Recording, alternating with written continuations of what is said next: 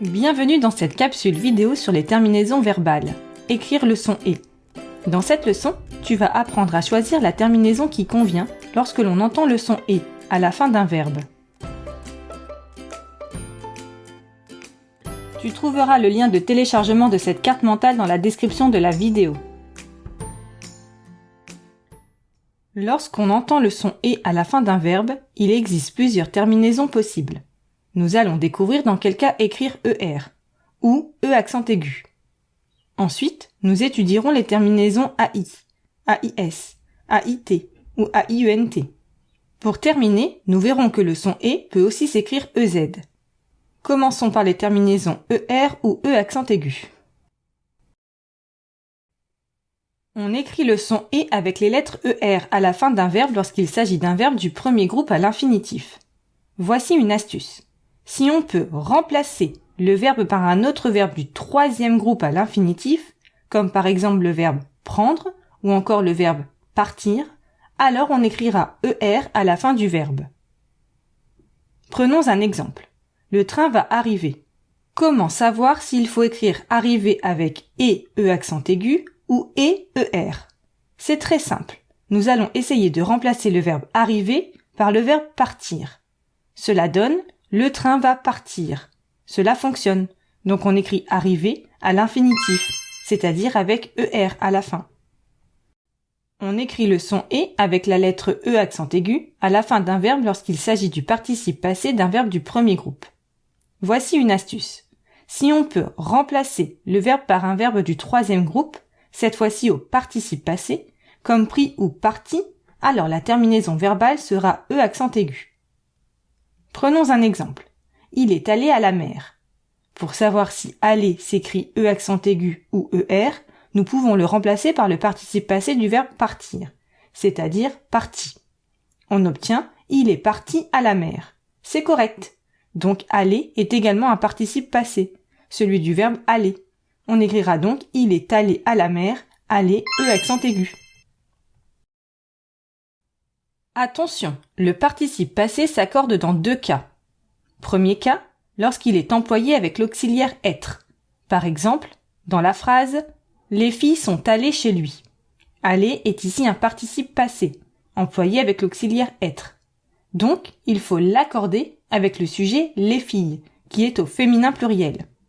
Aller s'écrit alors E accent aigu ES à la fin, avec le E pour le féminin et le S pour le pluriel.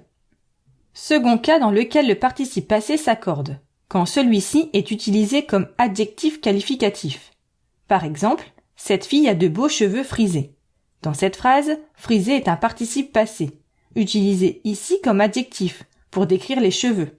Il faut donc l'accorder avec le nom qu'il qualifie, à savoir cheveux, qui est au masculin pluriel.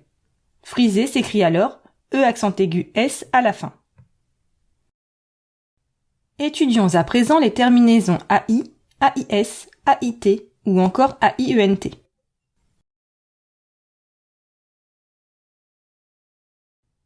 Le son « et » s'écrit avec un A et un I à la fin du verbe lorsque celui-ci est conjugué au passé simple. Ou au futur, avec le pronom personnel « je ». Voici un premier exemple. J'avançais prudemment. Ici, l'action est courte et ponctuelle. Il s'agit donc du passé simple. Le pronom personnel utilisé est J'. Donc le son « et » s'écrit AI. Voici un second exemple. J'avancerai prudemment. Le temps utilisé ici est le futur. Et au futur, la terminaison avec je, ou J' dans ce cas, est également AI. On écrit le son « et » avec les terminaisons AIS, AIT, AIUNT à la fin d'un verbe conjugué à l'imparfait. Voyons trois exemples du verbe réciter conjugué à l'imparfait. Je ou tu récitais un poème. Avec les pronoms personnels je et tu, la terminaison s'écrit AIS. Il ou elle ou on récitait un poème. À la troisième personne du singulier, la terminaison est AIT. Il avec un S ou elle avec un S récitait un poème. À la troisième personne du pluriel, il faut écrire le son E, AIUNT. Pour terminer, voyons dans quel cas écrire le son « et » avec les lettres EZ à la fin d'un verbe. Le son « et » s'écrit EZ à la fin d'un verbe qui est conjugué avec le pronom personnel « vous ». Par exemple, vous finissez votre travail. Ici, le verbe finir est au présent et il est employé avec vous. On doit donc écrire le son « et » EZ. Voyons le même exemple en mettant la phrase au futur de l'indicatif. Cela donne « vous finirez votre travail ». Au futur, la terminaison utilisée avec la deuxième personne du pluriel est aussi EZ. Attention, lorsque le verbe est conjugué à l'impératif, le pronom personnel sujet vous n'est pas exprimé. Par exemple, dans la phrase « finissez votre travail », le verbe finir est conjugué à l'impératif, à la deuxième personne du pluriel. La terminaison est donc EZ, mais le sujet vous n'est pas exprimé. Et voilà, dans cette capsule vidéo, tu as appris à choisir la terminaison qui convient lorsque l'on entend le son « et » à la fin d'un verbe. N'oublie pas de télécharger la carte mentale associée à cette leçon.